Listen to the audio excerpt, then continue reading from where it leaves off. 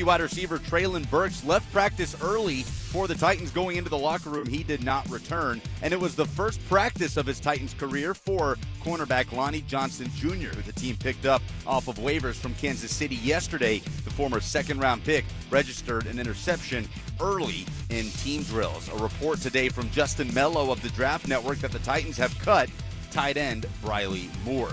They'll be back at it tomorrow, and the Buck Rising Show will be broadcasting live again tomorrow for Titans and Bucks joint practice from St. Thomas Sports Park. For all your foundation repair and waterproofing needs, visit USSTN.com. Breaking news at once on your home for the Titans and Vols. This is 104.5 The Zone. Blaine and Mickey. Brought to you by FanDuel Sportsbook. More ways to win. With Blaine Bishop and Mickey Ryan on 104.5 The Zone. Blaine and Mickey, 104.5 The Zone. What's up? Buccaneers in town today. Joint practice with the Titans. Blaine's putting his jacket on. He's getting his game face on, his jacket on. Throw it up in here, man. Did you bring a jacket today? Or did you steal one from a DJ? No, not this time. I went and got my trunk. I didn't even know where this jacket came from. Blaine's always prepared. Big Jeff was prepared today. Oh, man. Let's just start with this. I was not over on that deep. I was watching the offense, so we kind of split up. But you got some great insight on what happened over there on 101s, blocking O-line, D-line, and what the defense was over there doing. So we'll hear from Big Jeff coming up. I caught him coming off the practice field.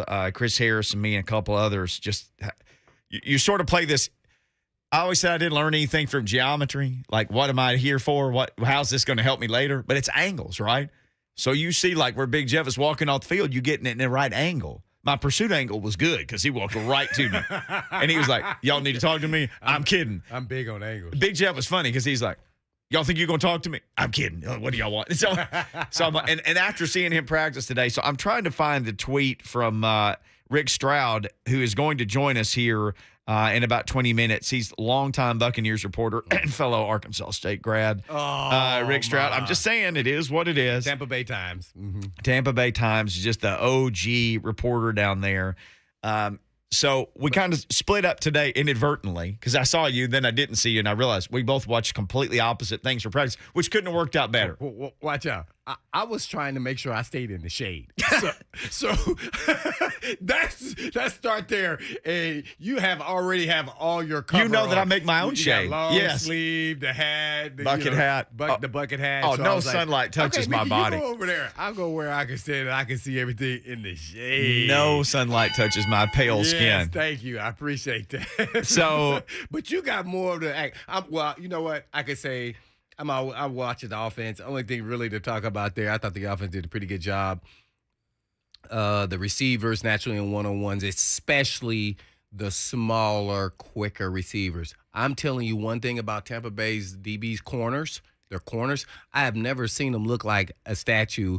The 6'1", long arms, every last one of them. One guy looked like he was about 6'4". I'm like, what? And he looked like a stick.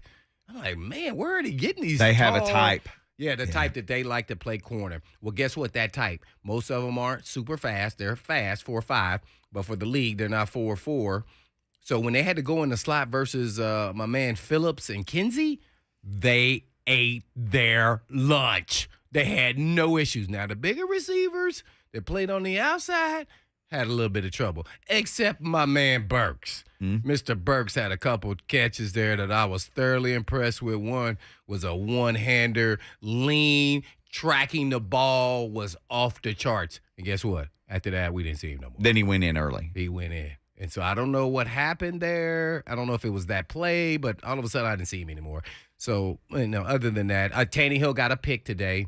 They ran, actually, I was looking from the end zone, so it was perfect. I almost called the route, had no idea, don't know, because it was the formation I still remember today. This is how much I study teams. It was the Rams route. It was the Rams route. It also tells you nothing changes, right? That's 20 years ago. Right. This is what they run. They had two receivers tight split on one side, and then one was real wide. So we got three guys on one side, but one has a wide split. Well, the guy that had the wide split came all the way in motion. He came all the way past the quarterback. Past the two guys that tight split, and then try to zoom out real fast. And I was like, uh-oh.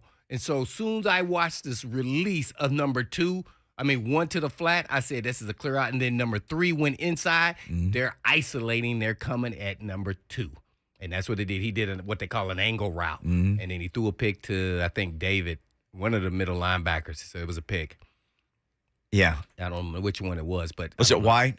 It was White. It was Yeah. White. It was White. It was White. Boy, I'm that sorry. dude, It was White. It's So an animal. yeah, that was the only, I think, really glaring play offensively. I mean, naturally, I'm sure there were some running plays they did well and didn't do so well. But the rest of the time, they completed a lot of balls. Malik Willis, actually, I was not impressed at all. He's still holding on to the football way too long. What I did see, though, he was sliding today. So when he scrambled, he slid because guess what? He was playing a fast defense, and he could only go about 5 yards. Sometimes not even that. Oh, he wasn't getting very far. So it was a little different intensity there, but everything else was the same. But I thought the offense had a pretty good day, considering who they were playing against. Saw Dylan Radins. He was a little inconsistent early, but as time went on, he started looking better. So I was watching him and Petit Frere. You were watching for both of the guys too, but in the beginning. So it seemed like 7 and 5 struggled, and 7 got a whole lot of the number 2 reps today. So people who wonder what's the pegging order today, I saw a whole lot of Malik Willis getting reps with the twos. Oh yeah, as far as a quarterback, you're right. Yes, and there were a lot of times, even just standing in any group of people, where people were like throw it, throw it, throw it. Throw it. I really believe they need the horn out there for him because the other quarterbacks, I think they've been around. And for people like the horn, like 3 seconds, a horn blows. Right. Yeah. You got to, that way you start developing this clock in your head, and that it's time to get rid of the ball. If not, but see, he's not going through his complete progressions right now. So I think things are still moving a little fast, but I can't say he's improving. Slowly, it's baby steps, but it's a process. So did Woodside throw an interception today too? No, but I need to look back through my notes. He put some on the DB's hands, especially late. They were doing a 2-minute field goal drill, and there were like he threw one late, in a like a 30-second where they put him at midfield, and he threw late over the middle into triple coverage, and the ball hit like $2, and the Titan was laid on the ground and caught the ball, and then the clock ran out before they could get Randy out there to kick. So Randy did well too out there. Especially, I love that about how Vrabel runs like a real situational, like it was in game, rush on the field, get the kick up, and all those things. So very detail oriented. So I was impressed with that too as well. The receivers look solid. I thought Roberson is really coming along. He looks pretty solid. Him and Godwin.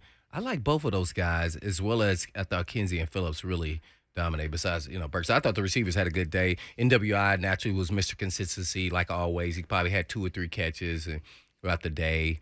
Probably spread out, so you don't notice him much. But he's Mr. Consistency. I saw him catch a bang. I call it a bang 8, which is like the Cowboys with Michael Irvin. That real seam post right down the seam. They did that to him at least one time. I saw it was perfect. And he hit him down the chest. He was gone off to the races. So yeah, I thought the offense from the field that I was watching had a pretty good day. I thought they won their side of the field versus Tampa Bay defense. So I decided I would follow Big Jeff and I would follow the defense because I want to see how the young DBs looked, right?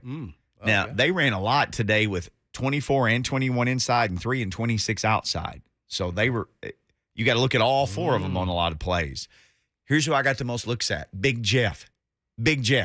So I was watching pass rush drills, and Jeff – so I'm going to try to pick this up. Let me pick this up. Now, just give us your version of what you saw, like what happened. Well, I was writing a note, so I wanted to pick this up in chronological order of like what Jeff did. Oh. So I'm watching pass rush drills, and I'm writing a note from the previous drill because I was also watching 7-on-7 or trying to. And I look up, and Jeff is pushing 2 Bucs offensive linemen. So I asked Rick Stroud again and Greg Allman, who covered the Bucs, who were standing there watching this particular thing, what happened?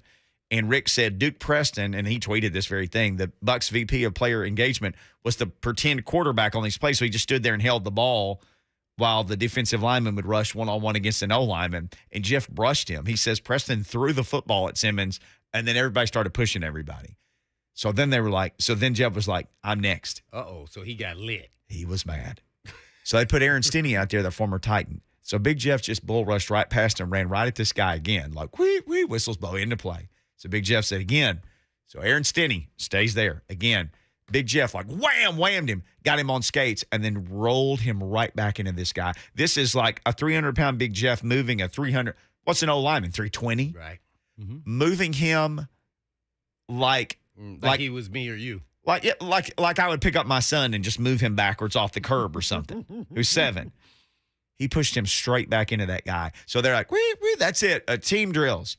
Everybody runs and get a drink. 2 minutes. First play of team drills. Big Jeff was like a magic trick. He was right in front of Blaine Gabbert. As soon as the ball was snapped, he was right there. So blow that one down. It was a pass play. Pass play. So then they run a run play. Everybody's kind of in a pile. Then they run another run play, and it kind of strings out to the right, and Big Jeff just trailing the play. And we talked about how fast big guys are. This running back's trying to get like out of Caleb Farley's grasp or whoever it was, and Big Jeff's like a runaway train. Pow! Gets him. And Big Jeff yells to no one and everyone in particular, this expletive is too expletiving easy. So he had 4 dominant plays in a row. Just like 2 in one-on-ones, then go straight over to team. So they take the ones off the field, and I tweeted it all in sequence. It was happening, but he just had one thing after another. So it was Big Jeff is having some words with a few bucks after a pass rush drill. On his next 2 reps, Simmons buried Aaron Stinney, then got past him with a great second effort. Simmons then followed that with a sack on the first play of team drills. A play later, Simmons ran down a run play and yelled, "This S is too effing easy." And so then they put the ones back out there, and he got another sack.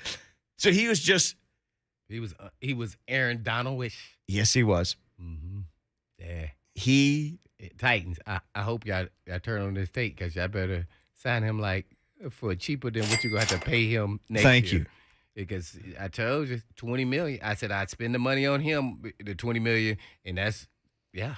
We got a couple years. No, a couple years, it's going to be 30. In a couple years, because he's going to figure out that he had 9 sacks. He really still doesn't know how to really rush the passer. Oh, guess he went to the pass rushing academy there with Von Miller and Chuck Diesel. Mm-hmm. Yep. Yeah, that's coming. That's the next. That's the last. And then when he starts just dominating in the pass rush and the run game, then you're going to be like, we can't afford him. They better lock him up.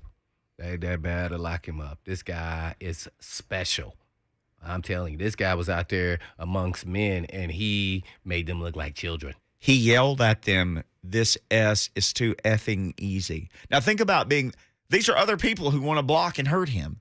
He yelled that at them. So, and we can get into this some more later because I know we got to take a break, and then Rick Stroud's set to join us. Oh, he can tell us. They're going to go back and they're going to watch film tonight, and the coach are going to be like, "Hey, man, that dude embarrassed you all morning." Oh, yeah. Oh, no. They're going to be pissed off tomorrow. I wasn't going to go tomorrow, but I may go just to see what these old linemen do. Because people have no idea the power of Big Jeff. They have no idea. When he puts his hands on you, you go, uh-oh, this is different. This guy is, watch this, I'm going to say like this. He King Kong strong. This guy's he's just one of those cats. And I dare them. Get him. They think he was lit today. If they come out there and try to, high-low him or something. Yeah, high-low and double team him and all this crap. Oh, he about to show him. Hey. Like, I just turned up to 8 today. Tomorrow, if y'all do that, I'm turning to 12. He's almost like one of those athletes too. Like when you step out on the court or on the field or whatever, you'd be like, yeah, that guy's a good player. Yeah. But then when he steps out, it's like, oh, that's Jeffrey Simmons type guy. Yeah, like that type. It's like the Ben Roethlisberger Jeff, though. Just like that. Yeah. Well, there's not too many guys that are walking around like Big Jeff. That's why I said they should lock him up and then get him for cheaper and $20 million in or something. So. Yeah, he's on the Aaron Donald plane. Like there's, nobody's talking about Big Jeff like Aaron Donald, but he is already in the conversation. And now we can talk about Aaron Donald's probably on the downward tick now, even though he's still the best there is, but he's a bigger version of him, and he just hasn't perfected the pass rush skills that Donald has. Everything else is there. I mean, so I want to see if they come out here and say, hey, man, let's double team him. We're going to get him to slow his butt down tomorrow. Yeah. You see, he embarrassed us yesterday. You saw the coach MF'd me all day yesterday. I'm pissed. I couldn't even sleep. Well, guess what? You may be having night because he liable to knock you out tomorrow if you come up here messing around talking about double teaming them. I would not. As a matter of fact, you know what I would have done? When dudes are elite of the elite, you would have talked to them after the practice. Hey, man, come here, man. What's going on, man? Mm-hmm. Man, you're a heck of a player, man. Hey, man, can you slow down, though? can you slow it down? Can you slow that thing down, man? You taking it easy, man. We lost both our centers. You try to piece to him that way. He had both our centers. And you come out and try to attack him, but, just so you look halfway decent. Right, disarm him a little. Yeah. Make him have pity for you. Like it. Yeah, exactly. So you're not on skates tomorrow. Because you don't like roller skating. No, you didn't come here to do that. Right, yeah, that'd get me at home. And I don't want to be at home sitting on the couch with me and my family. 6'4", 305. Yeah, this guy, dude. I heard a guy. You say he yelled at everyone. At everyone. That is my kind of guy. That is my guy. Woo, I love that. This S is too I love that. I would have been back there just laughing. You would have been egging him on. Tell him don't be messing with you. Watch it. Don't be messing with you and us. Right, me neither. Don't be messing I don't with get us. messed with either. Do you see why we back here, man? You don't mess with him. Watch this. We just let him out the cage today. Y'all don't understand. We cage this dude. We cage him. Well, they better stop messing around. This guy is. I can't even say that about anybody I ever even played with, like at the D tackle and all of the great ones that I played with. Like Curses outside, he was special, right? You heard us all talk about it that played with him, right? Well, Big Jeff is that guy on the team today. This guy is different. They're once in a generation, like these guys. And you talking about how he runs to the ball? Woo. Oh, this 300 pounds. Man, I get giddy just thinking about it. I can tell. Oh, I do. I get giddy thinking about Rick Stroud from the Tampa Bay Times. So that's what we're gonna see how giddy he got when he saw them linemen getting on skates. Next, right here, Blaine and Mickey. Sports can soften any of us, even Babs. I'm zen now. I can't. Who is this woman? I gotta get to I her. don't know what I'm doing. I mean, like, the emotions are, hitting me now. And who am I? All of that is frightening. The 3HL with Brent Doherty, Don Davenport, and Ron Slay. Today, starting at 3 on 104.5 The Zone. Ever bump building blocks? Rats. Crash a condo of cards? Oh, man. Pancake a popsicle stick pagoda? Popsicle stick pagoda? There are some bad bees out there. Big, bad, bully bees called carpenter bees. They don't build. They break. Carpenter bees and carpenter ants are destructive little buggers, and boy do they love to burrow. If there's exposed or damp wood to be found, they make a nest. Making a bad, bad, bad, bad day. All American Pest Control can help. Bingo! If you're getting more than your fair share of carpenter bees and ants, All American Pest Control can stop them before they... It can happen. They live it up in your deck, shed, or any wood on your house. They chew, munch, dig, and break it up until it falls apart. Oh, they're not very good carpenters. For a free home evaluation, call Tennessee's Lovable Pest Control Company. Hey, that's us. All American Pest Control. Or just visit our website. Yuckbugs.com. In the wee hours of the night, when everyone else is fast asleep, you're the one on third shift, burning the midnight oil. When a part fails and everything comes to a grinding halt, regardless of what the clock on the wall says, you leap into action. Grainger is with you and all the ones who get it done. With 24/7 customer support by phone or click to chat. Call, click Grainger.com, or just stop by. Grainger, for the ones who get it done. Hi, it's J Mart and Ramon here for our friends at Window Nation. Back to school time is here. Window Nation can help you get an A+ in savings. Right now, get 2 free windows for every 2 you buy and pay nothing until 2025. That's like free scholarship money. Use it towards your kids' school supplies or treat yourself. As temperatures soar, so do your energy bills with old, inefficient windows. Stay cool, lower those bills, and raise the value of your home with new Energy Star efficient windows. Window Nation has expertly installed over 1 million windows, rewarding an increase in value in over 150,000 homes. all with over 96% needing no follow-up service. That's an A+. Now it's your turn. Get 2 free windows for every 2 you buy. Buy 4, get 4 free. There's no limit. Plus, make no down payment, no payments, and no interest until 2025. You'll save big during Window Nation's back-to-school sale. Call today at 866-90-NATION or visit windownation.com. 866-90-NATION or windownation.com. And tell them J-Mart and Ramon sent you. Blue Raider Fan Day is back. Get ready for this electrifying season with our annual Fan Day, August 21st from 3 until 5 p.m. Join us inside Floyd Stadium as we kick off the 2022-2023 MTSU athletic season. This can't-miss family-friendly event has live music from the popular band Everyday People, inflatables, giveaways, photo booths, autograph/photo sessions with the Blue Raider football team, and free food. For more information on this year's Fan Day, visit GoBlueRaiders.com. Middle Tennessee, we are Blue Knighted. If you filed a tax extension in April, don't wait until it's too late to handle your tax issues. Hi, this is Lance Drury with the Drury Law Firm.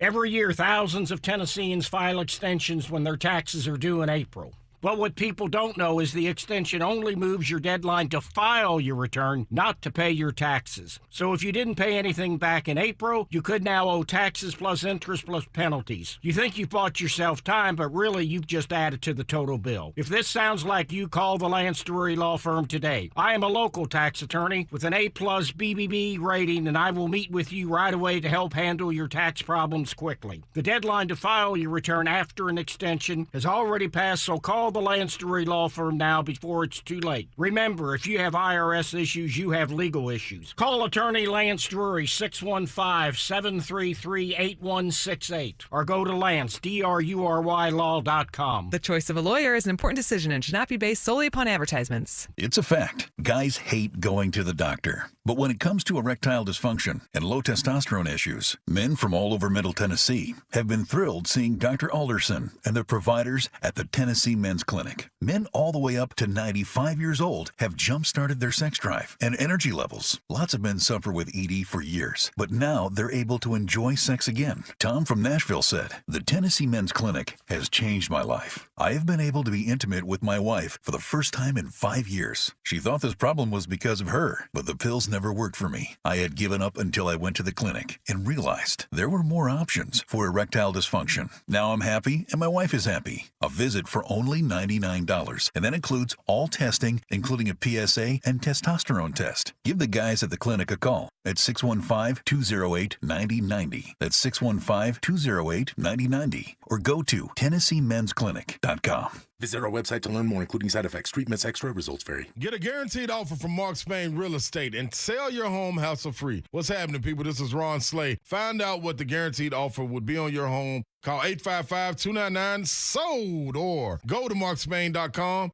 and start packing. Need a job? We can help. Visit tnjobfair.com to see who's hiring. tnjobfair.com. It's not easy being the one everyone counts on to keep the facility running, no matter the weather or supply chain hiccup.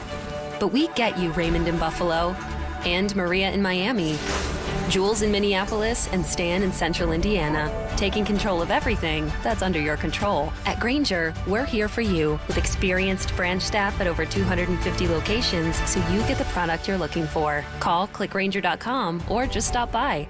Grainger, for the ones who get it done. Get in zone, AutoZone. Welcome to AutoZone. Thinking about gas mileage? If your check engine light is on, it may be affecting your MPGs, but the free AutoZone Fix Finder service can help. With the most complete free warning light report backed by technician-verified fixes, you'll know what's affecting your gas mileage and more, and you don't have to drive too far to find the fix. The free AutoZone Fix Finder service is available at all 6,200 stores. Get in zone, AutoZone. See details at AutoZone.com.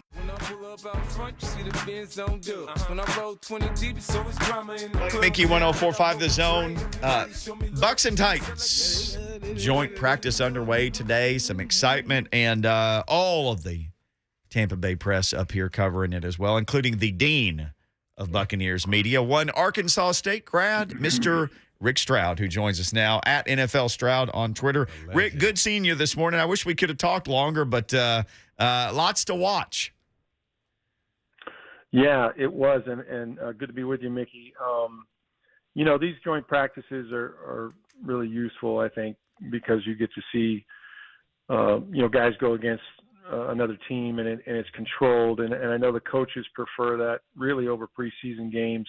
You're not getting guys hurt. I thought the Titans and the Bucs worked well with each other today. They did it, a year ago in Tampa. There's no Tom Brady this week. I'm sure you asked me about that, but it was still good work and good to be back in Nashville, man. It's been, I think 3 years ago we were up here doing the same thing. Yes, sir. And I wanted to ask you this because, I'm still trying to follow the OGs like you, and we've got a guy, Jimmy Wyatt, up here who's the OG in this market, along with Teresa Walker and some others. But how do you consume those practices? Like Blaine and I just split up today. He watched half and I watched half, and then we kind of compared notes at the end. How do you consume one of these things? Mm-hmm.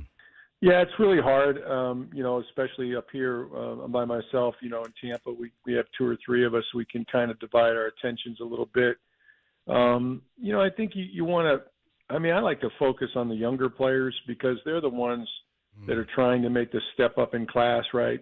We've got a young corner in Zion McCallum, for example, from Sam Houston. He's an unbelievable athlete. 27. And they drafted him fairly high, and he came out in his first preseason game and reminded me of Sean Murphy-Bunting when he was a rookie. The national anthem's playing. He's looking around, even though the stadium wasn't full. It's more people than he's ever seen at a game. And, he talked about thinking about his youth league in high school. And, and then he went out there and got beat on a double move for a touchdown. That sort of thing happens. So it's always good to kind of, watch the team get put together, figure out where they have depth, where they don't, who's going to help them.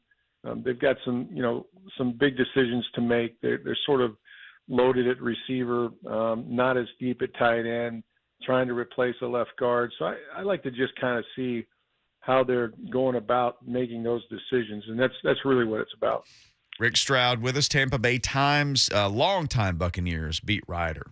Man, I cannot believe Mickey didn't start off with Rick. Tell us what you saw with Big Jeff over there on the one-on-ones, and then the team, like the first 3 or 4 plays there. You were over there, right? And then the one-on-ones when Big Jeff, we call him Big Jeff, Jeffrey Simmons, was rushing the passers in one-on-one versus had a dust up, I guess, with the VP of player engagement of the Bucs. Yeah, I was watching, but I didn't exactly see, sort of what the contact was there. Apparently, he was playing the sort of the quarterback, for lack of the dummy quarterback that you're not supposed to hit. He's a former player himself, and he kind of struck him across the head or something like that. So the head. It seemed the back of the neck. Who knows, right? Like. Well, I don't even. No, that would make me understand why the coach got a little perturbed. Yeah, I would see.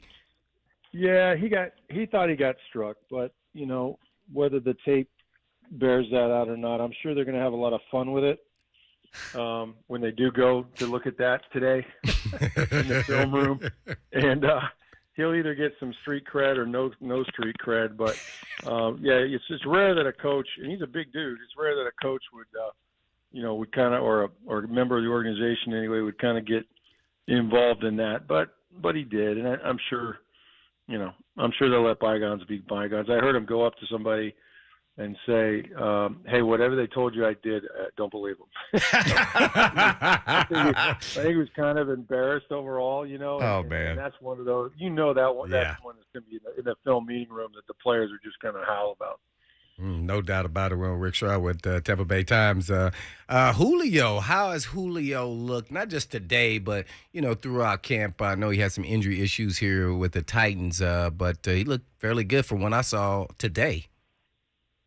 He's been phenomenal, and I know that, the last 2 years really, he's missed about 14 games and certainly wasn't able to practice or play much in Tennessee. And, you get down there in the sunshine in Tampa and TB12 lays his hands on you, and all of a sudden you find the fountain of youth, I guess. He has been right away spectacular. He has been Julio Jones. I mean, he went out there, and just running some one-on-one drills, some 7-on-7. Within the first couple days, I can't tell you the number of Julio Jones-like plays he made, in the red zone. And I think, the goal obviously is going to be to try to get him through the season. I guess the good news is if they ever get, Chris Godwin is on the mend. He's trying to come back. Nothing serious with Mike Evans, but, they brought in Russell Gage. They don't need him, to play 70 plays a game. And so I think the goal will be, to sort of have him on a pitch count, make sure that he's as healthy as he can be really smart about the way you play him and practice him. And, they've got to make up some 50-something catches, 800-something yards, and 5 touchdowns that they got from Gronk last year. And they're not going to get it from the tight end position with Kyle Rudolph.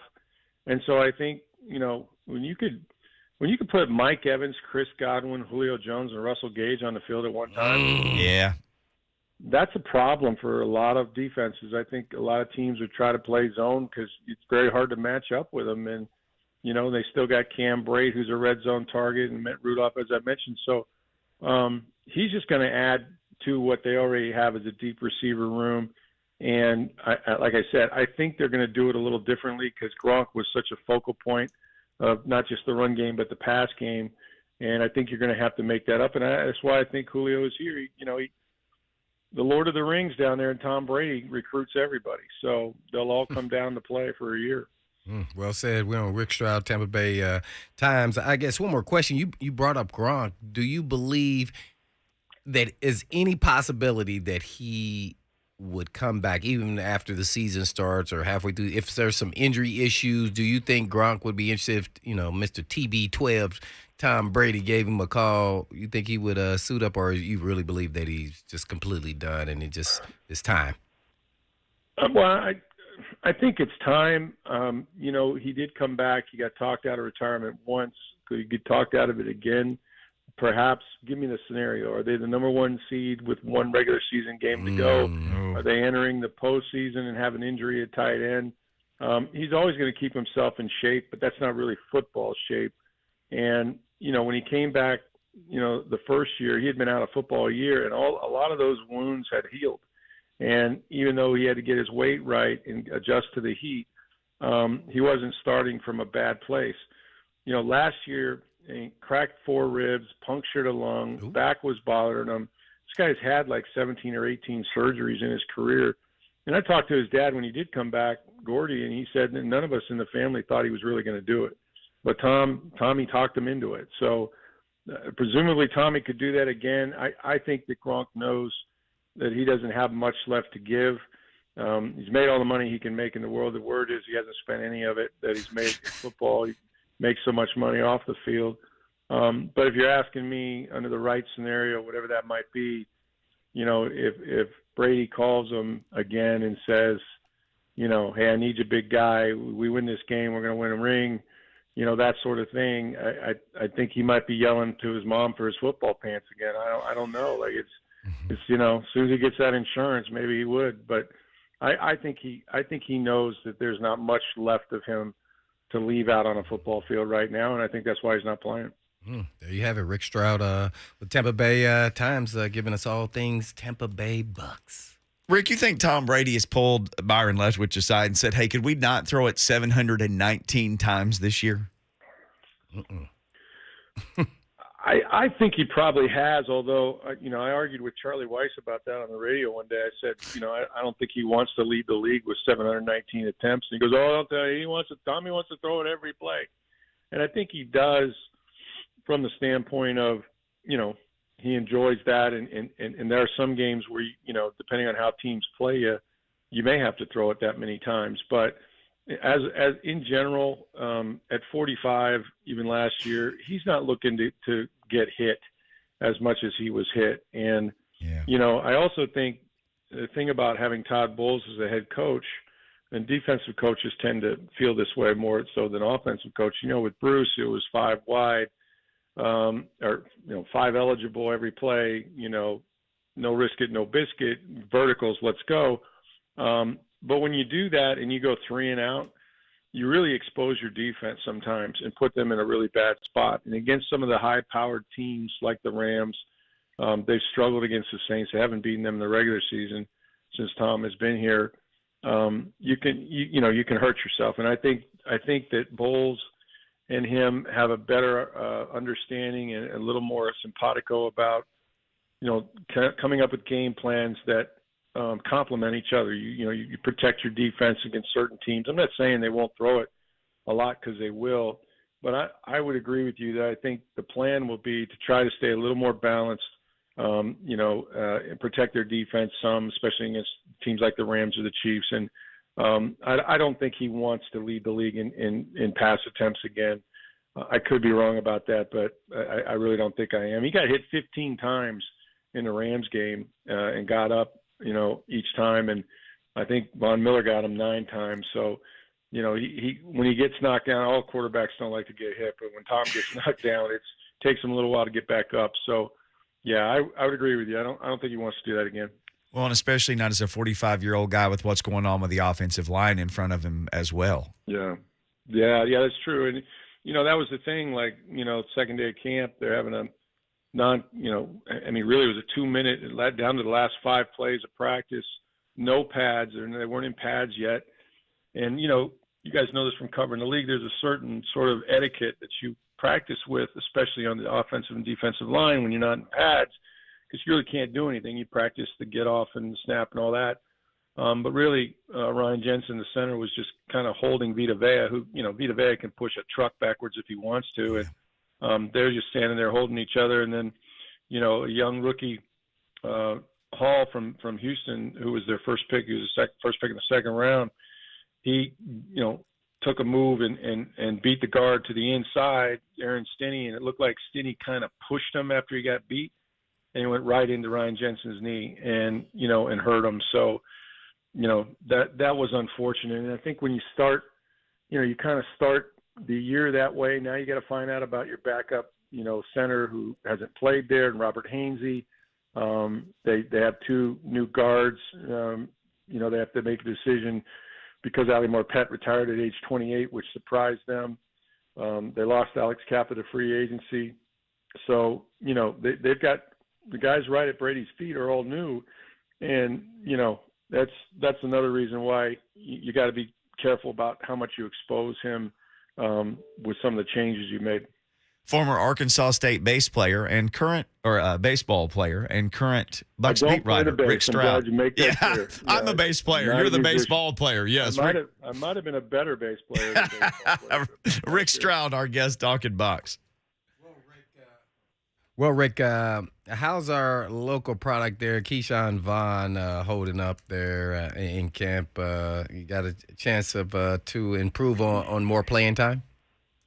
I think he does. I mean, unfortunately for him, they drafted a running back out of Arizona State, the other ASU, as we call it, Mickey. Yes. It's a deep position. I mean, Leonard Fournette has done, so much for this offense, and he's kind of become a 3-down back. And, so that's made it difficult for anybody to play. But when he got hurt, Keyshawn came in, especially last year, and even in the playoff game, he had to play the Eagles without Fournette, and he did a really nice job. But now you draft Rashad White, and he reminds me of Le'Veon Bell in his running style. He's an upright guy. He's very patient, about 6 foot, about 217 pounds. Tremendous hands as a receiver. Just naturally catches the football. I think he's going to be probably their running back, RB2 here pretty soon. And so, Vaughn has done a good job. You're going to have to make it on special teams. He's learned to cover kicks and some of those things that you have to do to stay in the league. But I thought he took a big step last year when he got the opportunity. He produced in big moments, and I think that'll serve him well to make the club anyway. Besides offensive line, anything else standing out from your point of view for Tampa Bay? I know they, signed Naisep. I think he worked with Todd Bowles before. Outside linebackers. Mm-hmm. Yeah. But they lost. Yeah, they lost Cam Gill. Look, they're a pretty deep. I mean, they're there's not a whole lot of weaknesses. There's not tons of depth, but I think that's true of any team, right? Like, do you need offensive tackles? Yeah, they do. If they were to lose, Donovan Smith, Tristan Wirfs, like most teams, they'd be in trouble. They have Josh Wells has played a little bit. They don't have, much depth there. Linebacker, same thing. Inside linebacker, KJ Britt is a guy that's going to step up and play the role that Kevin Minter had as a backup. But, Levante David's played a lot of football and he's been hurt before. And so has Devin White at times. And so there's not a ton of depth in certain positions. But overall, I mean, they're not a team with glaring weaknesses. Tight end, we mentioned what they lost in Gronk. You can't replace that. Kyle Rudolph was the best available veteran. Cam Brate is really a receiving tight end. They drafted a couple guys that they really like, and Cade Otton and Cole Keith. Cade Otton's is a pretty good talent, but he's never played it down in the NFL. So they have areas that are thin, but they've tried to address it either in free agency. I think they've done a better job in the secondary, bringing in Logan Ryan and people like that, Keanu O'Neal. I mean, those are veteran players behind really good players. And, in the case of Ryan, I think he's going to start and play a lot of different positions. So, look, when you have the GOAT at quarterback and he starts recruiting guys and guys re-sign because they want to win another ring, you're in pretty good shape, from a personnel standpoint. They don't have a ton of weaknesses.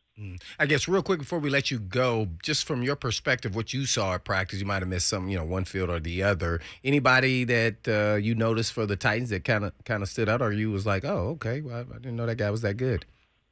Yeah, I'll be honest with you. I didn't spend a ton of time watching the Titans, except I was impressed that, they were able to go down there in the 2-minute situation. I mean, I can't name, maybe you guys can name these receivers that Ryan Tannehill is throwing to. Right. I don't know 3 of them, and I thought it was impressive that they seem to be on the same page.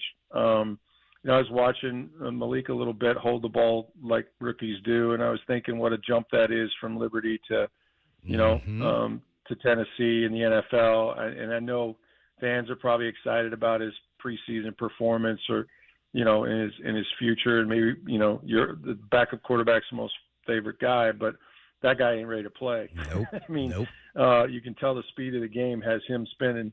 So, that's kind of what I was watching was just the 2-minute situations over there.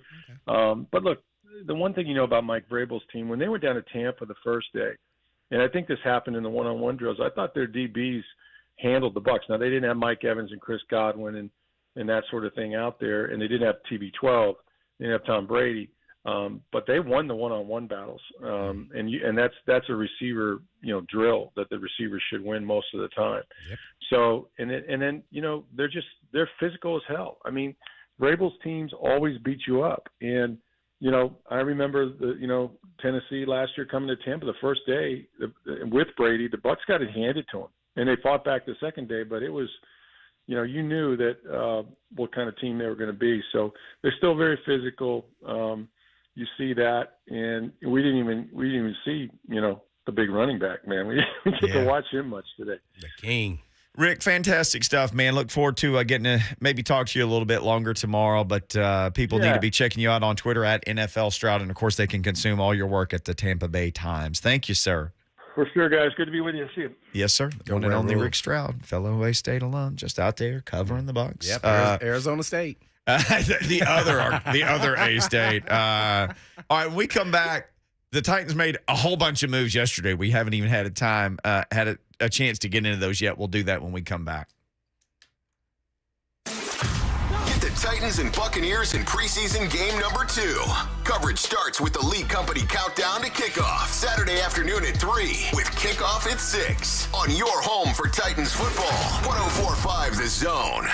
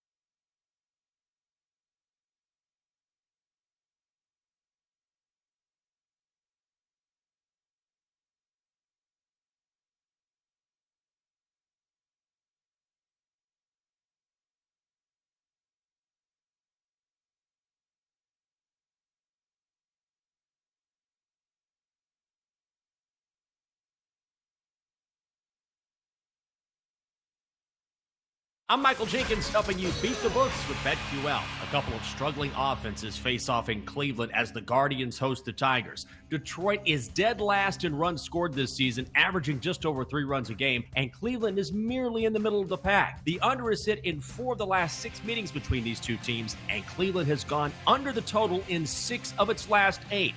Put it together, and today's best bet from BetQL is to take the under with Detroit and Cleveland. In the wee hours of the night, when everyone else is fast asleep, you're the one on third shift, burning the midnight oil. When a part fails and everything comes to a grinding halt, regardless of what the clock on the wall says, you leap into action. Grainger is with you and all the ones who get it done. With 24/7 customer support by phone or click to chat. Call, click Grainger.com, or just stop by. Grainger, for the ones who get it done.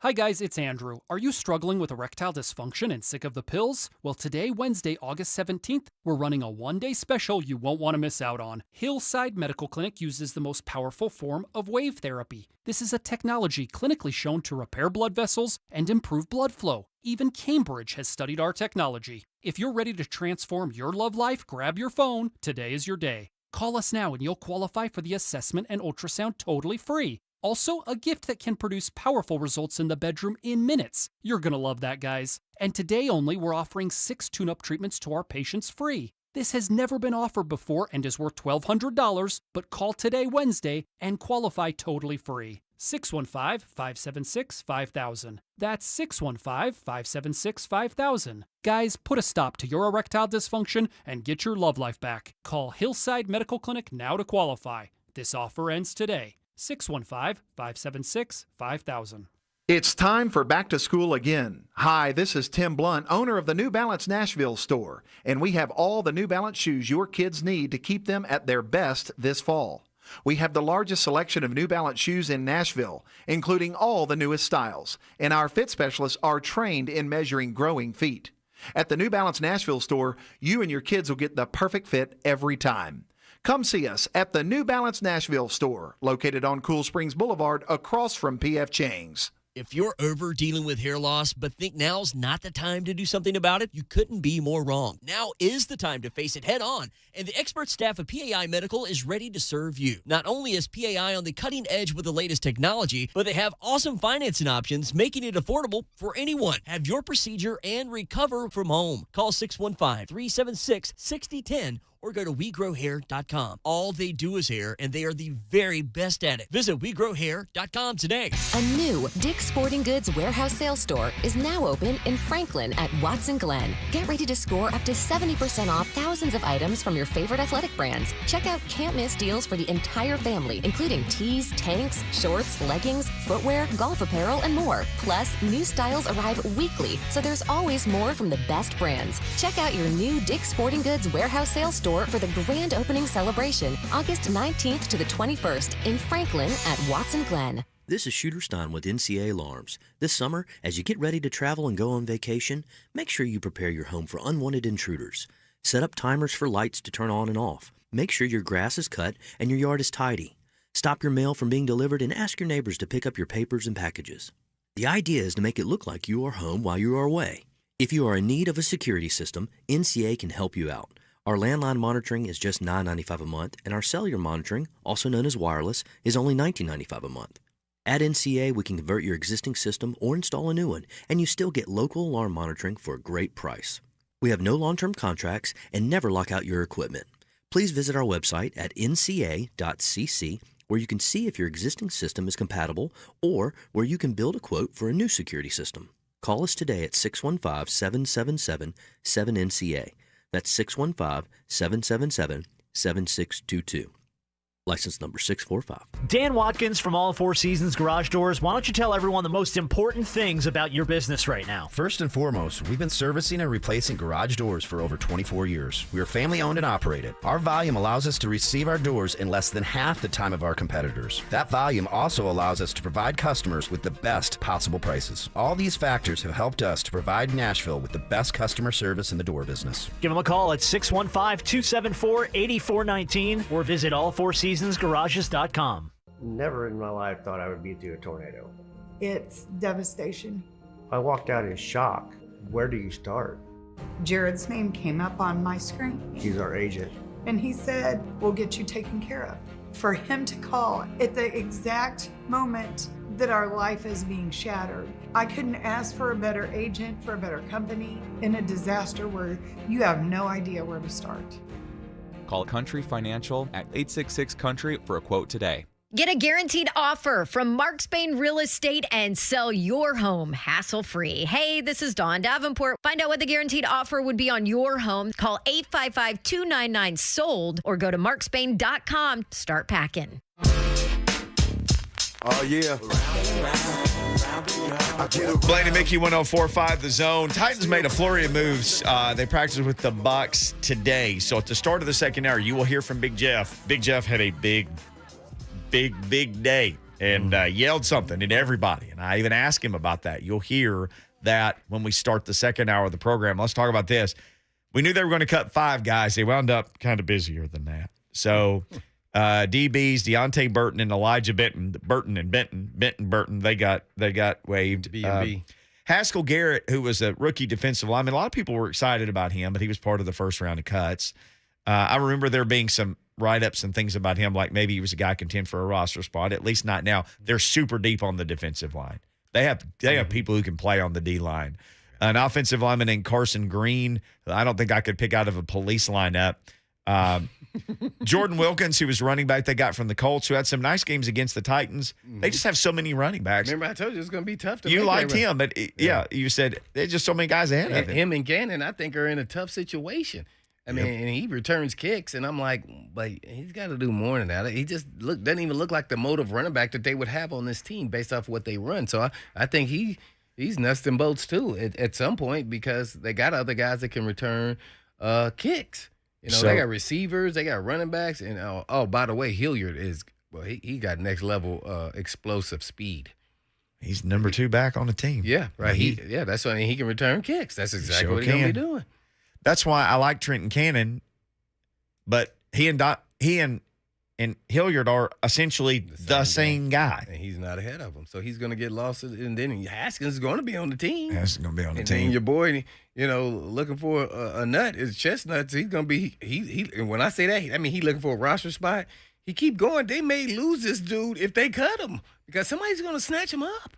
If he plays again like he did and doesn't fumble, the running is there, the size. I mean, getting through and the speed, even his speed. So I was actually impressed. Like, oh, man, I hope they be able to keep him. I think they would at least like Chestnut to be roasting on an open practice squad this year. Yeah. But he keeps putting stuff on tape, and somebody might be like, well, we need number 3 running back. This dude looks like he can do it. I was a little surprised they didn't go Henry today, too. Did not. He did not. He was out early and did some individual stuff, and then I saw him on a bike, his long hair flowing in the wind. Oh.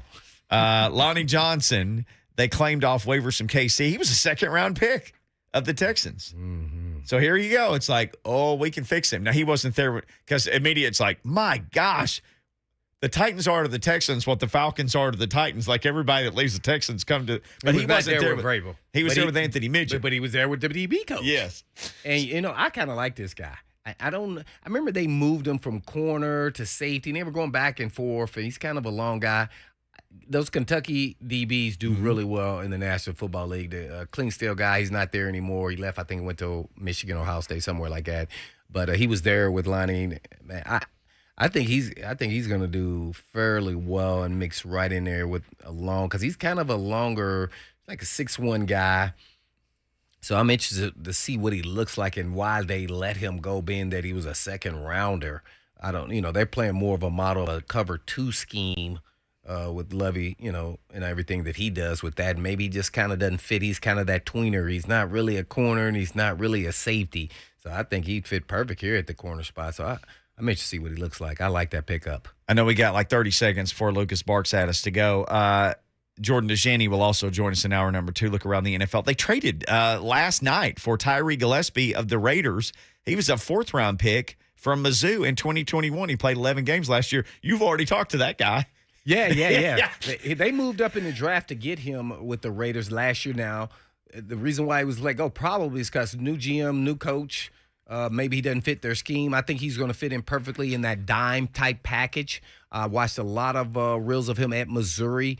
Guy brings the thunder. Watched him versus Alabama, Georgia, you name it. I saw him against a lot of different teams, Florida. So I missed some tackles too. So in space is his only deal that he has kind of issues when he's tackling in space. But when he's in the box, he's kind of that dime guy. He will be perfect because he brings the hammer. And he can be corrected on because he took the right angles. I think he launches a little bit. He goes for the kill shot when he's at that free safety hole in space. You got to be just a short tackler. You can't be trying to knock him out then. So I just told him, I saw him about to go into the facility, say, hey, man, I respect what he does and everything, introduced myself, and then told him to be more patient when you're in the hole, and the hole means free safety and you're the deep guy in the deep middle. You have to be much more patient than you are an attacker.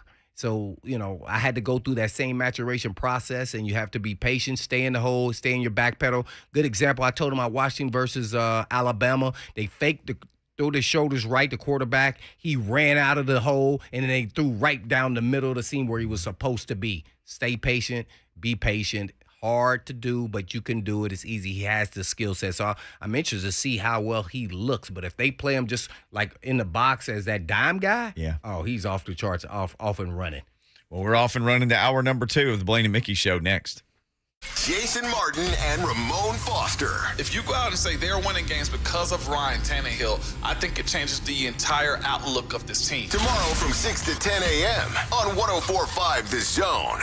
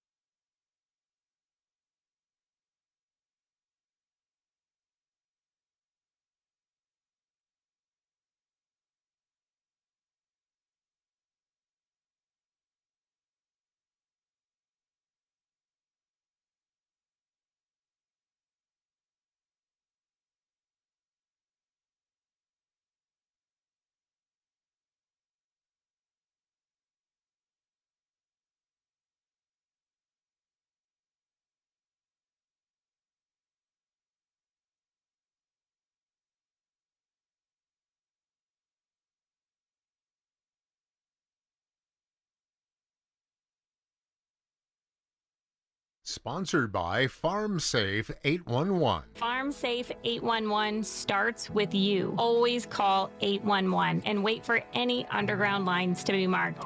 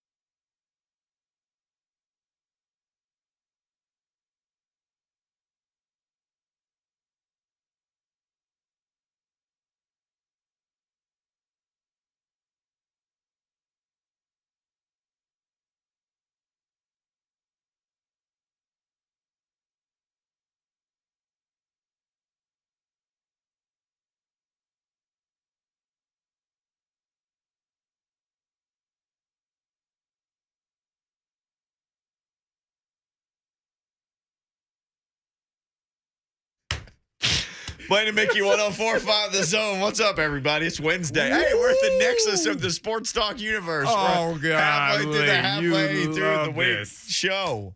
It's a little bit after 2 o'clock. Bucks and Titans today. Bucks. Oh, Bucks. Bucks. Okay. Bucks. You know, when I hear Buck, I just think like of Buck Rising. Big Bucks. I cannot lie. Oh. And there were some big Buccaneers, and they came and they played against the Titans in practice today. And they got lied to because they ran into somebody. His real name is Big Jeff. Big Jeff had a fine day. The tales of today will be told for a long, long time. I love that. I saw Lucas Penzica producing, by the way, Blaine Bishop, Mickey Ryan. If you're new to the show, we're Blaine and Mickey and Lucas, and we do this every day, 1 to 3. And thank you for listening. If you're old to the show, thank you for listening. I saw Lucas in the hallway, and he goes, "Man, my roommate Blue texted me while you guys were talking about Big Jeff to start the show. He said he had goosebumps, like he was just fired up. Wait, he was just like me then. Oh my gosh, I was too. Big Jeff was a singular destructive force today. It's not to say that the Bucs didn't make some plays, because they did, and the Titans did. There was some give and take. Like, both sides had some good. But there's 3 fields going at any given time. So, like, Titans offense versus Bucs defense, and Bucs offense versus Titans defense, and then there's a middle field where there may be some kind of individual drills going. So you just kind of have to get to a spot where you can see as much as you can, or you just say, I'm going to watch one field, and that's what I'm going to do. And that's what you did. So that's what I did. You did the defense, I did offense. So I made a little stop, and I watched Big Jeff doing some pass rush drills, and Rick Stroud. Check out the podcast of the show if you missed the first hour, and if you didn't, just listen again, because why not? And Rick Stroud, who's with the Tampa Bay Times, said, I didn't exactly see where Jeff Simmons brushed him, but one of the Tampa Bay personnel guys was the dummy quarterback in this drill. In the one-on-ones in the pass rushing drill with the O-line, D-line. So Big Jeff gets around the offensive lineman, kind of brushes the guy. Well, apparently Stroud reported the guy kind of threw the ball at Big Jeff. Well, he kind of hit him around his neck. Around his neck. That's what he said. Big Jeff got into him a little bit. So there's some pushing and shoving. So Big Jeff's like, I'm going to get another rep. So Big Jeff's lining up. No, he said, all right, y'all playing? Y'all know who y'all playing against? Somebody's calling me right now. This may be Big Jeff to get the story straight on my cell phone. So I don't play around. Line up again. So he goes again. Aaron Stinney is the former Titans offensive lineman. Aaron Stinney. James Madison. And he goes around Aaron Stinney like a turnstile, just like straight power right around him. So then it's like, let's try this again. So then Aaron Stinney, he just races up, boom. And so Aaron Stinney is tries to recover and block him, and he just rolled him back into that guy again. On skates. So they blow the whistle. Everybody's seen enough. They go straight over to what's called team drills, and that's 11 on 11, like football, not 7 on 7. This is like 9 on 7. This is 11 and 11. So football. So they do that first play, Big Jeff, like a magic trick, just like, he's right in Gabbert's face. So they blow it dead. Like nobody heard nobody. So he just abused somebody real quick and just got in the backfield. And again, this is coming straight up the middle, which is the fastest route to the quarterback, which makes people like Aaron Donald and Jeff Simmons and even Danico Autry, this is what makes them such an asset to your team when they completely collapse the cylinder, because they got the shortest route to the quarterback. So this is what makes people like TB12 real nervous. Like, he'll start acting like he's not the Hall of Fame player when these people get all up in his legs and, like that fast. And he wasn't there today, but Blaine Gabbert got to be nervous. So Blaine basically grounds the ball and moves on. So they run a run play, and there's kind of like a scrum of people. Then they run another run play to the right towards where all the reporters stand. Here comes Big Jeff to clean it up. So he cleans it up, and he gets up off of the young man who had been blasted there, and I don't remember. It may have been Keyshawn Vaughn. They Bucs have 2 or 3 pretty good running backs. Fournette and Vaughn, another guy they drafted. They got a pretty good little stable of backs. And Big Jeff gets up and yells like to anybody and everybody and nobody all at once, "This S is too effing easy." Because he did like 4 plays in a row where they couldn't stop him. Like 2 an individual, then they run to team drill. So within 5 plays, 2 individual and 3 team, Big Jeff had basically blown all of them to pieces. Then he got another sack later, and at this point, he's just like what you would think, like, gosh, this is how good Big Jeff could be. He was that good today. He was unstoppable. He was chill bump special. Yep. Which is, forewarning, I'm telling the organization once again. You better get the checkbook out. Please write that check, Amy. Stop messing around. You're going to piss Big Jeff off in 2 years. He's going to be like, we'll franchise. He's going to be like, all right. Well, after that franchise up, I'm not signing back with y'all. Y'all going to have to pay me about $35 million per. Because that's what it's going to get to. He's already at 20. Go get him now. I've been saying it since the A.J. Brown deal. Go get this guy. He's special. It's like we had Javon Curse. It's a once-in-a-lifetime player. You know what that looks like. You know it. It's like, oh, this guy. They didn't. I'm gonna give him a different name. I'm gonna give him King Kong. King Kong has awoken, and and you know what's so funny? Athletes, especially football players, they're gonna go back and watch the tape. They're gonna feel embarrassed as offensive lineman for Tampa Bay, and they're gonna come out tomorrow with a different mindset against Jeff, and they're gonna try to go get him. Whether they double team him, whatever they may do, they're gonna play him harder and tougher. And I think that's a grave mistake. Because guess what? He just ratcheted up to 8 today. Tomorrow, if they do and come out there and act like they want to play like it's a real game, like this is not no scrimmage. This is we about to go balls to the wall. They don't want that. They don't want that smoke. They do not want that smoke. Nobody can rise to that level. He's on another plane. I'm just trying to forewarn them. I hope they listening.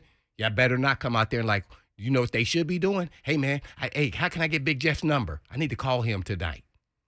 Make sure we're on the same page tomorrow. They should have did it after practice. I would have. Yeah, Hey, man. Like, hey, fella, good practice. Good practice, but slow down a little bit. We down on our counts, man. We lost both our centers. Yeah, man, come on. Don't, I ain't saying take it easy, but don't be, just try to, manhandle us like we in high school. Then try to fight our VP of personnel. Yeah, then you up here hit our VP in the back of the neck, man. What are you doing, man? You better slow down. Well, and that would have told you where Big Jeff is. Big Jeff would be like, hey, we set the tone. We don't mess around here on the D-line. So if you don't bring it tomorrow, then you're going to get that same dose of medicine. Speaking of setting the tone, we caught Big Jeff leaving the field, Chris Harris, me, and a couple other, and he talked about setting a tone. This was Big Jeff fresh off the field. Man, that's a go. I mean, especially when you practice against other teams, like they said before practice, they're gonna give us stuff that we haven't saw. To me, it's like a game. We don't know these guys, they don't know us. So our first time practicing against them, we got to bring it each and every day, no matter who comes in here. We got to play to our standard, hold up to our identity, and that's the goal for today. Play our football. Why was it important for you to set the tone right off the bat? I said before, the D-line, O-line, we set the tone of the day. Like, if we get knocked off the ball, we not getting penetration, the back end going to have a hard day. So once we set the tempo of the day, we set the tone of the day, everyone else will follow. As one of the leaders up there, how do you make sure that you guys follow it up tomorrow with the same stuff? Not be complacent. This wasn't good enough. We got to clean up a lot of stuff, true enough. But, the one thing about it, like I said, we're going to, each and every day we come out here, we want to be better than we were yesterday. So once we come here, we're going to go in and watch film. We're going to try to clean up everything that, we could have done better today. And, we just got to match it and, do a little better. At one point, Jeff, you yelled, this stuff is just too easy over there. Were you feeling it today? No, I was feeling it. Like I said, I treat this like, especially, every day I come out here, I want to, have game reps. But, when you practice against other guys where, we might see them, this year. And, they're just setting the tempo, setting the tone where, I'm coming. And, they're just not, I got to tell them all guys, we're not going to match their speed, their tempo. We're going to play to our standard. We're going to go full tilt. I'm coming. I wrote down a couple quotes because what he saw and then what they going to see, whatever he said, I don't care how it was said and mispronunciated, but you better watch out, man. This guy, he said, our goal is to set the tone. They don't come in here and we show them what we saw, see, and when we come out here, basically he's saying, we bust people in the mouth and we don't care. O-line, D-line, we set the tone. You got to have that dude, man. That's the guy. They have guess what? The world, the NFL world, they saw like 80% of where this guy could be. This year, this is about to be off the chisards. He is going to be, because now when you get to like that third or fourth year and you've been a starter, you've had success. And you've been there. And you've done a really good job and you're a Pro Bowl level player. The confidence goes to another stratosphere and you feel untouchable. And this human being that I'm going to start quit calling Big Jeff. I'm going to call him King Kong because it's the power that this man has is off the world. I've talked to people at the passing academy with Von Miller, Chuck Smith, and they said the power of this human being they have never felt before when they were working with him. It was totally, they said he was real kind of subdued and kind of quiet, just open to learning and was like a sponge to learning all the things. So if he has that, which he did have, 9 sacks, but I'm talking about some pass rush moves. He don't need a lot. All he needs is a couple. Just a couple. With all that talent, athleticism, and that power that he has, he's going to start dominating the league, and then the world will know who Big Jeff is, and not just the NFL. I mean, I'm telling you, Titans, Amy, I know you're listening, Amy. Sign him right now, $20 million. I think he'll take that. Because if not, you're going to be up to the 25, then you wait another year. We'll franchise tag you. You're wasting your time. You're wasting time. Time's a ticking. This guy, you got him right way. This is prime time right here. I would lock this dude up. And I said it before, but I'm going all in now on the chips. Said I let A.J. Brown walk. Not let this guy. This is like my version of what Javon Curse meant to our team. Ooh. Yeah. If this is a special talent. You just see and you say, oh, dang. The elite, he is on another level.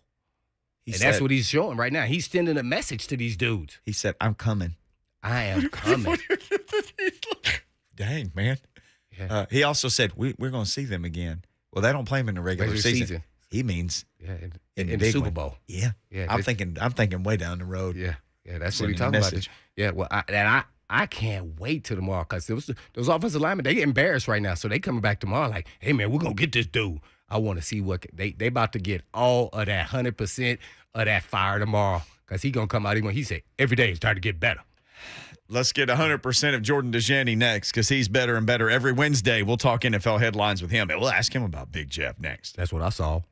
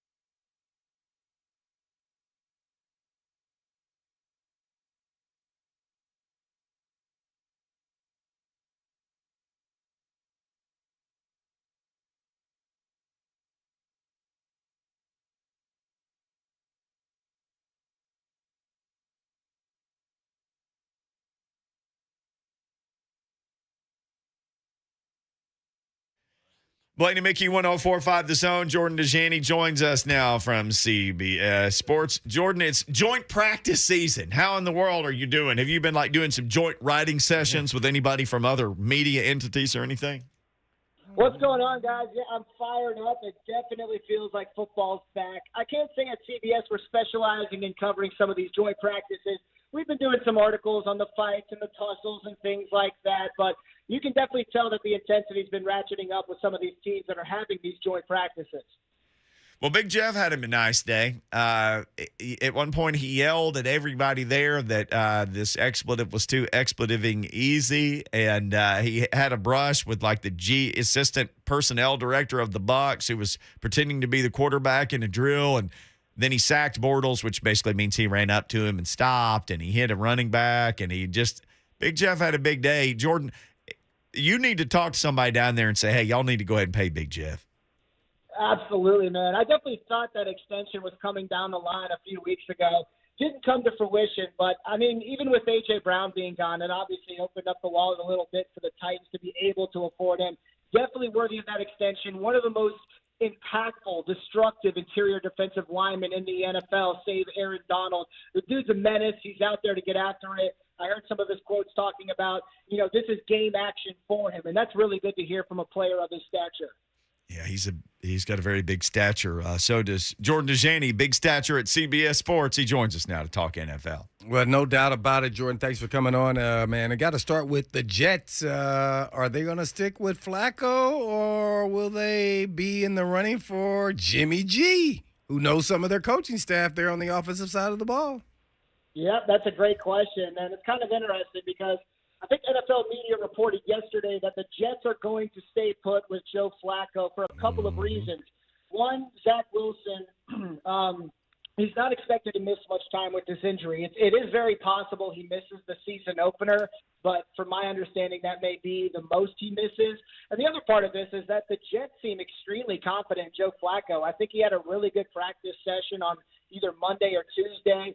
It's kind of funny because coincidentally enough, earlier this month, Robert Saleh said that, I believe that Joe Flacco could still, I think he used the word should, be a starter in this league. And Joe Flacco kind of backed him up saying, I still think I have that potential. So, Joe Flacco's obviously on the downslope of his career, but this is still a veteran passer that can make the easy throws. And from what it seems like, the Jets are confident in him because Zach Wilson is not going to miss that much time. That's why I don't think Jimmy Garoppolo will find himself in Game Green in 2022. Well, let's stay on the quarterback line, and I know it's exhausting, but Deshaun Watson, when is the verdict going to come out? And if it does come out, what would you estimate at this point in time now what it would be? Yeah, that's actually a good question because I think we've had some developments recently saying that it sounds like the two sides are sitting down at the negotiation table once again. And I think that's a big deal because if they are able to come to a deal, then the NFL won't have to hand down what everyone is anticipating to be a severe up in games, right? A severe punishment being levied against Deshaun Watson. So it makes it harder to guesstimate what that certain punishment would be. I do imagine that it would be at least 8 games. And I bring up that number because I think there was a report recently saying that Deshaun Watson, his camp specifically, would accept an 8-game suspension with an up in fine as well. So that's the number kind of being thrown out there right now. I don't think it's scripture. It wouldn't shock me if it was 9 or 10 games. But that's an amount that's being thrown out there right now. And, according to this report that came out, I think it was today or yesterday, it sounds like we could get a decision either, this afternoon or maybe even tomorrow. Man, I was watching NFL Total Access. I think that's the name of it. And they said that time is ticking on Tannehill with Malik Willis. And I'm like, are they watching practice in the games? No, they're not watching. They're not watching practice in the games. Because I think that is a narrative from the national perspective and fans is, they saw him run around and have some success, but he wasn't having any success throwing the football because he wouldn't even actually throw the ball.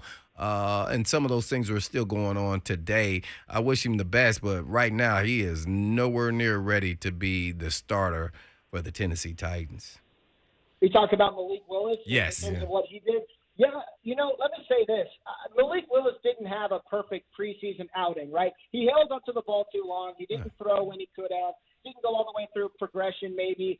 But I came away both intrigued and encouraged. I liked his debut. Flipping the script on his touchdown run. He looked shifty in the pocket, connecting on a deep ball, connected a pass from a unique platform. He played smart towards the end of his shift, if you will, and he didn't turn the ball over. And I left the game with more positives than obvious negatives that you're going to get from any rookie quarterback in their first exhibition action. And why I feel comfortable in my analysis is because Lamar Jackson said the same thing. After the game, he said he likes this kid a lot, and he definitely had his eyebrows raised by him flipping the script and scoring that rushing touchdown that everyone put all over their Twitter feed. So, yeah, I was impressed with Malik Willis. Of course, he's not ready to challenge Ryan Tannehill for the starting job, but it was kind of fun to see a little glimpse of what the future maybe could look like in Nashville. Right, no question about it. The upside is there, but to say that he's kind of competing for the starting job was a little too much for me. And since you brought him up, Lamar Jackson, let's stay with the quarterbacks. Will the contract be done? I don't know what it's going to be before the season starts because he said he's not negotiating during the season. Right. That's the last thing that I've seen was that his kind of cutoff period, if you will, is going to be that week 1 of the regular season, which, means we could see something come down the wire over the next 3, maybe even 3.5 weeks. I've always maintained that Lamar Jackson's going to get paid. The Ravens want to keep him in the fold, and coming from Lamar Jackson's mouth, it sounds like he wants to remain with the franchise that took a shot on him as well. So, I think that they're going to be able to come to terms on a deal. I won't put money on it saying that it will happen before the regular season, but both of these two sides want to remain together. I know Vegas is smart, man, but I think I saw something on the ticker there that said that even the Cleveland Browns have better odds going to Super Bowl than the Titans. Was that true? I'll have to double check that. That would really surprise me because it definitely shouldn't be that way. I did an article. Maybe it was for the playoffs or something. Maybe it was for the championship. Maybe it was, and I still don't even agree with that because I think the AFC North is really one of the toughest divisions in the NFL. We're talking about Lamar Jackson. I think the Ravens have a bounce-back season. Yep. The Bengals are, of course, the reigning AFC champions, and then you've got the Pittsburgh Steelers who I don't know if I'm very high on this team, but at the same time, if they have more consistent quarterback play, they have some new weapons there that could be very intriguing and a defense that should be a little bit improved as well. So, no, I think the Browns should be an afterthought walking into this year. Deshaun Watson's obviously going to miss at least half of the season due to his off-field issues, which is obviously going to put them behind the 8 ball. If Vegas had odds on them being pretty short when it comes to winning the division or making the AFC Championship, I think that's pretty absurd. There you have it. Jordan DeJaney, NFL writer for CBS Sports. Okay, I rabbit holed after I saw a retweet of yours. I want you to tell people about the legend of Jared Bernhardt. You could make a Disney movie about him, and I don't think people would believe it. Who that? Oh, man, Jared Bernhardt. Yeah, I've been trying to talk about this guy all week because the national media is not talking about this guy at all. So he was an undrafted wide receiver. He took a top 30 visit with the Denver Broncos, I believe, but he latched on with the Atlanta Falcons, our old friend Arthur Smith, of course. His story is fascinating because he's a former Maryland lacrosse star, and he won the award for the best lacrosse player in the country in something like 2021. So he was a lax legend. But not only that, he then transfers to Ferris State, which I believe is Division II, to play football. And he led the program to an undefeated record in their first D2 national championship while playing quarterback. Yes. Now he latches on with the Falcons, and he's on the receiving end of the game-winning touchdown against the Lions from Desmond Ridder. This sounds like a legendary athlete. You definitely could make a movie on this guy. Yeah, I read about him for about an hour last night. I couldn't believe it. Are you the person who bet, what was it, $1,500 on Will Fuller to lead the NFL in receiving touchdowns, and he's not in the league right now? I did not. I did write the article, at least, on that bettor that did that. I don't know what he knows that we don't, or if he's just lighting money on fire. But what I really found fascinating about that story is that it dropped his odds at Caesars Sportsbook dramatically. And I actually reached out to the Sportsbook for confirmation. It went from like 500 to 1 for Will Fuller to lead the NFL in receiving touchdowns in 2022 to like 100 to 1. Like, he has better odds to score more touchdowns than DeAndre Hopkins, TJ Hawkinson, Chase Claypool, a bunch of these guys, which absolutely tickled me. So, Will Fuller is still an intriguing free agent. I mean, he's a speedster. He's a veteran. He only had his career year in 2020. Obviously, had a tough season last year with the Dolphins, but he's the guy still out there. So at least someone to keep in the back of your mind. We always keep Jordan Najani in the front of our minds. He joins us right now, covers the NFL for CBS Sports. Well, let's keep this guy in front of our mind, and that is, it seems as though Baker Mayfield is going to be the guy. And I don't know what that's all about, but you trade for him, you give up, what you give up. I don't know if that leads them to him being the starter, but that sure looks like it's going down the road. What do you think is going to happen? I don't know why, but for whatever reason, I'm cheering for Darnold. Maybe he's just kind of a quiet guy, and that's the difference. But as far as talent, Darnold's the more talented player to me. I would disagree. I would probably take Baker Mayfield over Sam Darnold. But, yeah, in terms of the competition, I've maintained I don't know how much of a legitimate competition it actually was.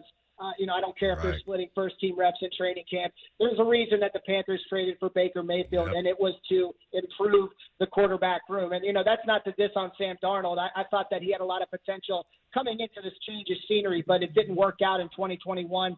So, obviously, Matt Rule is out here trying to save his job. But, Matt, it's interesting because I wrote an article on this today.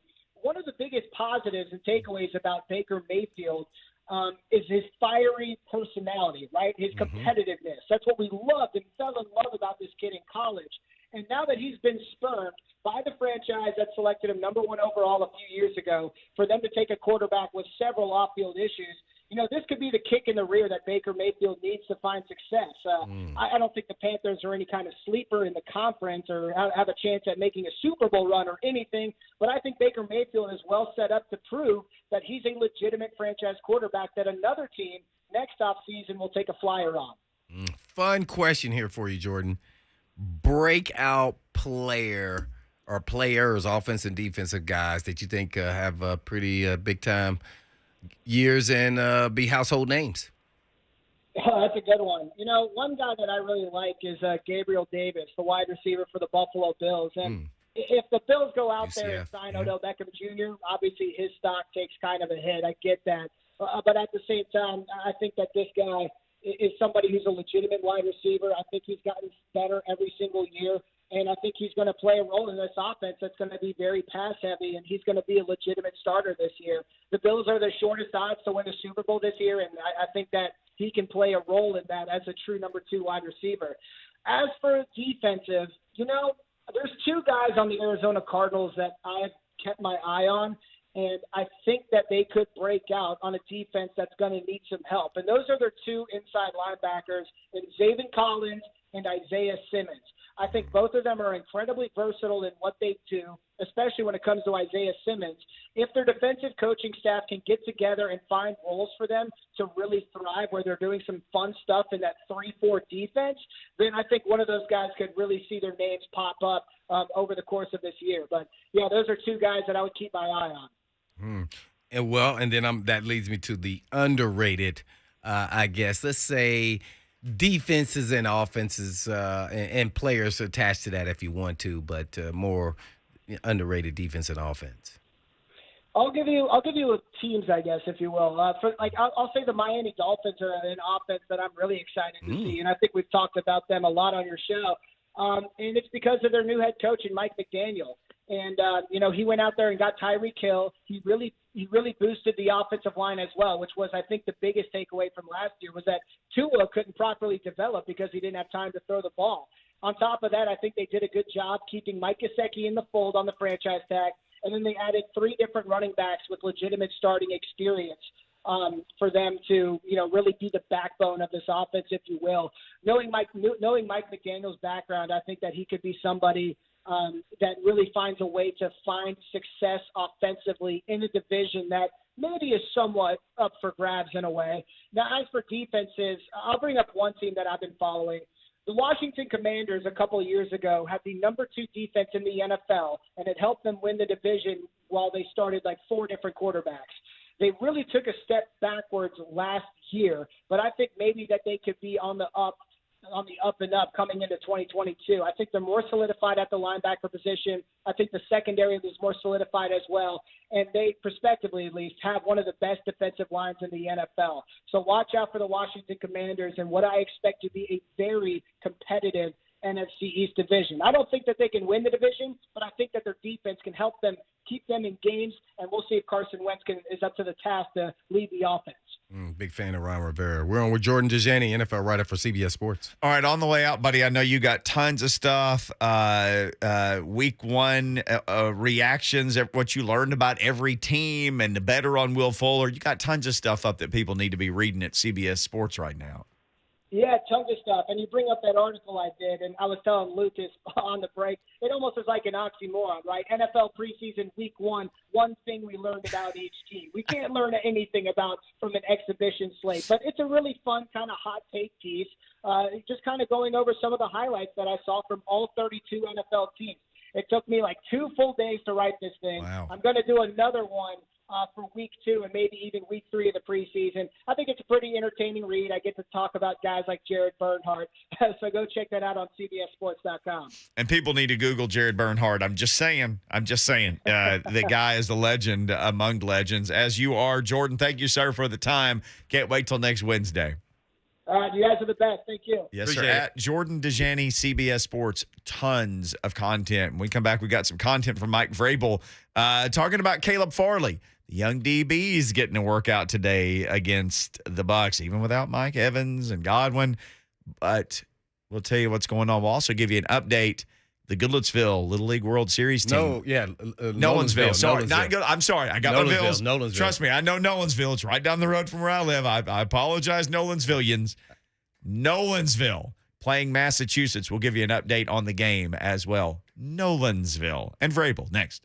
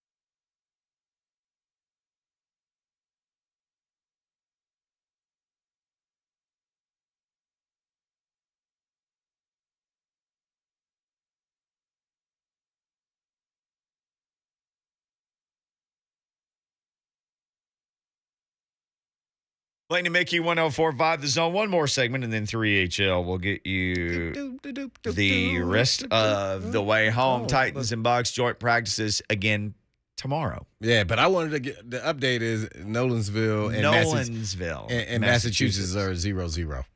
That's the update. They're still 0-0, right? Right, Lucas? Yeah. What inning is it? I think the first might have just ended. I mean, the game just started. But yeah, still scoreless. Yeah, it might be into the second. Both teams put runners on base, but couldn't push anybody home. Yeah, here we go. Tennessee's up 1-0. Oh, they did get one. Oh, they got one. We were in the commercial bottom break. of the second, so it's going into the third. Sorry to Nolensville. They lead 1-0 over Middlebrook, Massachusetts. Let's go, Nolensville. Let's go.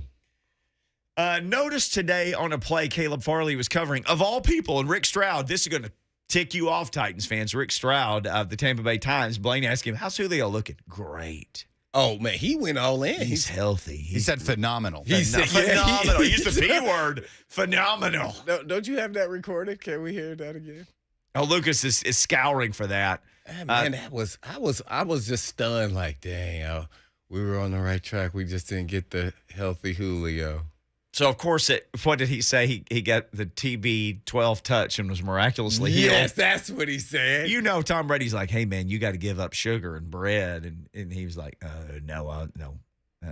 Maybe he did. Maybe he gave up sugar and bread and soda. Well, I know Julio's a pretty healthy type guy. Yep. So that would be interesting. They got the magic I was thinking touch. of me. I would have said, no, I'm not giving up sugar and bread. Caleb Farley fell down on a play late in practice. They were doing like 2-minute field goal.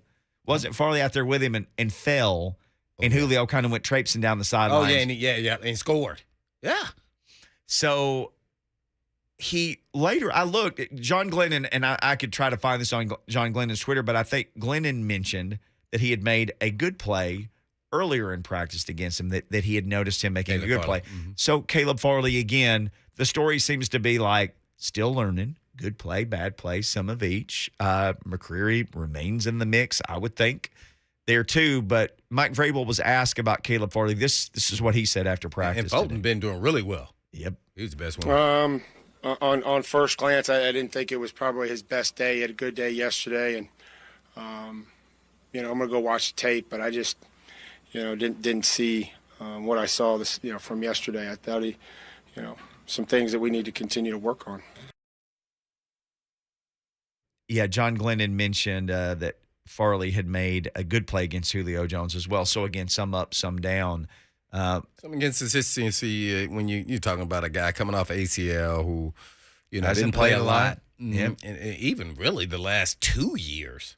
I mean, he sat out a year in school.